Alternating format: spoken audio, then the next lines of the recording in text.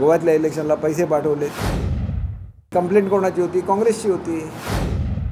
बघा, बच्चू भाऊ आमचे चांगले मित्र आहेत, आमच्या मित्रपक्षातले ते आहेत आणि लवकरच ते शिंदे साहेबांना भेटणार आहेत आणि त्याच्यामुळे एकदा शिंदे साहेबांना भेटले की सगळे गैरसमज दूर होतील। बच्चू भाऊंचं सगळ्यात मोठं काम काय महाराष्ट्रामध्ये? अपंगांसाठी त्यांनी दिलेला लढा आणि त्याच्यामुळे शिंदेसाहेब ठामपणे त्यांच्याबरोबर राहिले। त्याच्यामुळे शिंदेसाहेबांचं त्यांचं अतिशय जवळचं नातं आहे, तुम्ही काही काळजी करू नका।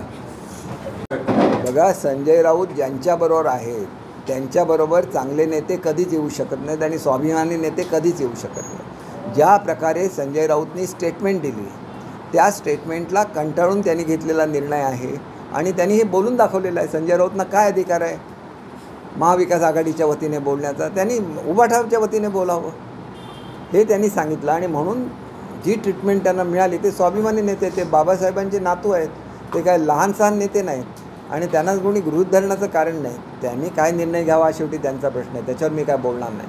पण कोणाशी कसं वागावं हे तरी कळलंच पाहिजे ना।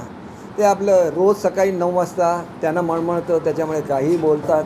आम्ही ते सहन करते महाराष्ट्राची जनता कसं मला माहिती नाही। लोकांनी निदान आणि त्यापर्यंत दाखवलं जातं दिवसभर, याला कुठेतरी नियंत्रण आलं तर सकाळचं हे जे काय मळमळणं आहे हे थोडंसं कमी होईल असं मला वाटतं। आप तर तुम्हाला सांगितलं इंडिया अगेन्स्ट करप्शन, त्यांनीच करप्शन केलं। करप्शन नाही केलं तर त्याला कोर्टाने अटक करायलाच दिलं नसतं। कोर्टामध्ये एवढे दिवस थांबलं ना गव्हर्नमेंट, कोर्टामध्ये जाऊन हे करायला। मग शेवटी असं आहे की त्याची ट्रेल मिळाली, गोव्यातल्या इलेक्शनला पैसे पाठवले ते मिळालं, सगळं मिळाले, प्रूफ मिळाले ना।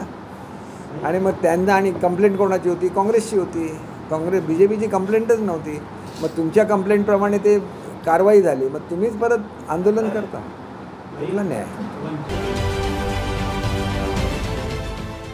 देश विदेशातील प्रत्येक घडामोडींचे लाईव्ह अपडेट मिळवण्यासाठी आता साम टीव्हीच्या सर्व सोशल मीडिया प्लॅटफॉर्मला लाईक, फॉलो आणि सबस्क्राईब करा।